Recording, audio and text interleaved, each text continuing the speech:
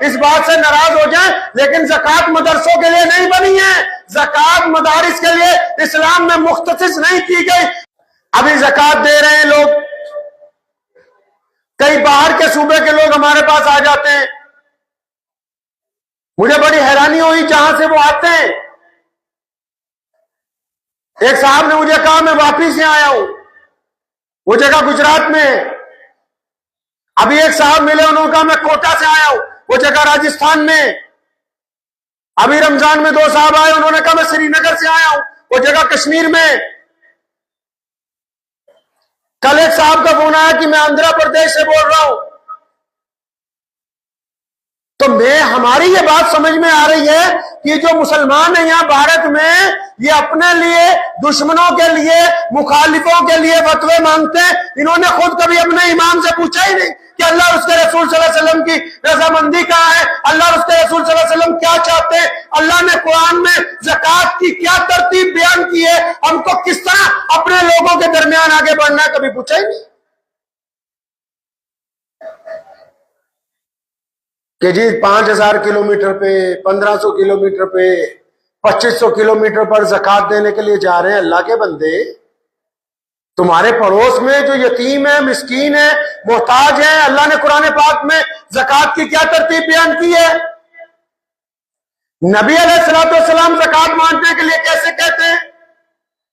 ہو سکتا ہے کچھ مدارس والے اس بات سے ناراض ہو جائیں، لیکن زکوٰۃ مدرسوں کے لیے نہیں بنی ہے، زکوٰۃ مدارس کے لیے اسلام میں مختص نہیں کی گئی۔ زکوٰۃ تمہارے ان قریبی لوگوں کے لیے اللہ نے بنائی کہ جو محتاج ہے، جو مسکین ہے، جو یتیم ہے، جو بیوائیں ہیں، جن کے پاس رزق نہیں ہے۔ تمہارے ان پڑوسیوں کے لیے جو دوسروں کا راستہ تاکتے، تمہارے ان دوستوں کے لیے جن کے پاس عید منانے کے لیے رقم نہیں ہے، تمہارے ان رشتہ داروں کے لیے جو شرم کی وجہ سے کہتے نہیں کہ ہمارے پاس کھانے کے لیے 2 وقت کی روٹی پوری نہیں ہے، تمہارے ان بھائی بہنوں کے لیے جو دیکھتے ہیں کہ کاش آج ہمارے بھائی کو غیرت آئے گی، وہ پوری دنیا کو بانٹ رہا ہے، شاید اس کو شرم آ جائے اور رات کے اندھیرے میں وہ ہمارے گھر بھی پہنچے کہ میں تیرا بھائی ہوں، یہ تیرا حق ہے، میں تجھے دینے کے لیے تیار ہوں۔ پوچھا ہی نہیں،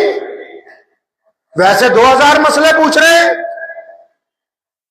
کوئی یہ معمولی جگہ جن علاقوں کا میں نے نام لیا، قدم قدم پہ وہاں مسلمان ہیں، ان مسجدوں کے امام، ان مسجدوں کے متولی، ان مسجدوں کے چیئرمین، ان مسجدوں کے ٹرسٹی، کان کھول کے سنو، اگر تمہارے گرد و نواح میں کوئی رمضان میں بھوکا ہے، اگر تمہارے گرد و نواح میں کوئی رمضان میں 2 وقت روٹی کے لیے ترس رہا ہے، اگر تمہاری مسجد کے اطراف کے اندر کوئی یتیم بچہ سسک رہا ہے، کسی بیوہ کے پاس تم رکھنے کے لیے پورے کپڑے نہیں ہیں، تمہیں 1 کروڑ روپیہ بھی اگر مسجد پہ عیاشی کے لیے لگا دو گے تو تمہیں اس کا فائدہ ہونے والا نہیں ہے، اس کسی طرح کبھی فائدہ نہیں ہونے والا ہے۔ نبی علیہ الصلوۃ والسلام نے اس طرح زکوٰۃ دینی شروع کی کہ نبی علیہ الصلوۃ والسلام کے دور میں مدینہ المنورہ امیر ہونے لگا، صحابہ کرام رضی اللہ تعالی اجمعین ایک دوسرے کی ضروریات کو دیکھتے،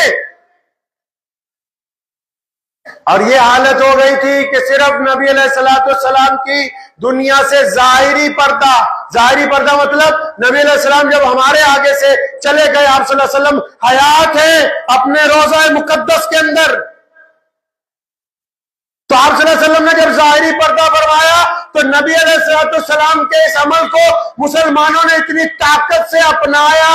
کہ عمر بن عبدالعزیز رحمۃ اللہ علیہ، جن کو عمر ثانی کہتے ہیں، جن کی خلافت کو خلافت راشدین کا نمونہ کہتے ہیں، ان کے دور میں مسلمانوں یہ حالت ہو گئی تھی کہ مدینے سے، مکے سے، بڑے بڑی دمشق سے، بڑے بڑے علاقوں سے زکوٰۃ کا مال گاڑیوں میں لاد کے ہم الگ الگ دیشوں میں بھیجتے تھے۔ اس جگہ کا مسلمان حکمران اس کو چٹھی لکھ کے واپس بھیجتا تھا کہ امیر المومنین، یہاں تو پہلے ہی مسلمانوں کے پاس بہت پیسہ ہے، پہلے ہی مسلمانوں نے غیر مسلموں میں اتنا بانٹ دیا، پہلے ہی یتیموں مسکینوں میں اتنا بانٹ دیا کہ اب کوئی زکوٰۃ لینے والا باقی بچا ہی نہیں۔ کس طرح؟ یہ کوئی عرب تیل نکلنے سے امیر نہیں ہوئے، تیل تو ابھی نکلا ہے۔ صلاح الدین ایوبی نے سلطنت پہلے قائم کرتی تھی، تیل ابھی نکلا ہے۔ سلجوقی اپنا ڈنکا پوری دنیا میں پہلے ہی بجا چکے تھے، تیل تو اب نکلا ہے۔ سلطنت عثمانیہ نے پوری دنیا پر راج پہلے قائم کر دیا تھا۔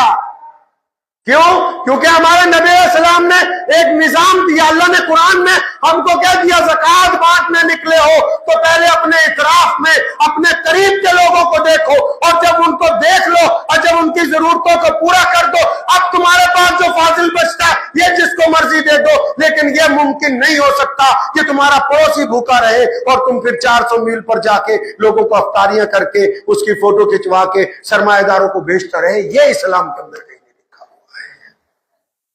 یہ دین کے اندر موجود نہیں ہے۔ اسلام نے جو طاقتور نظام دیا ہے پوری دنیا کو،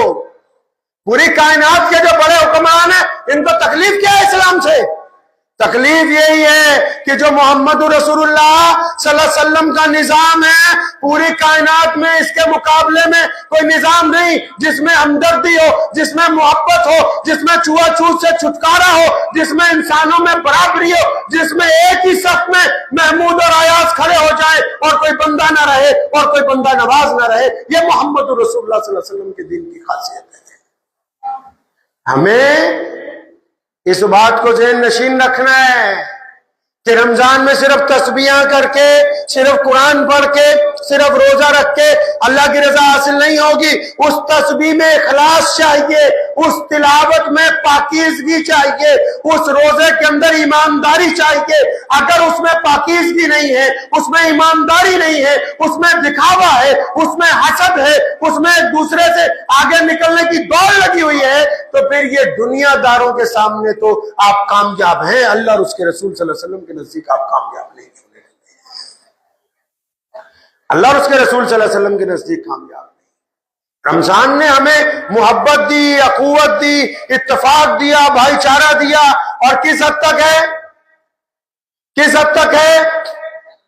کہ رمضان المبارک میں ہم اللہ اور اس کے رسول صلی اللہ علیہ وسلم کی اتباع کی بجائے واٹس ایپ، فیس بک پہ فتوا کھیل رہے ہیں۔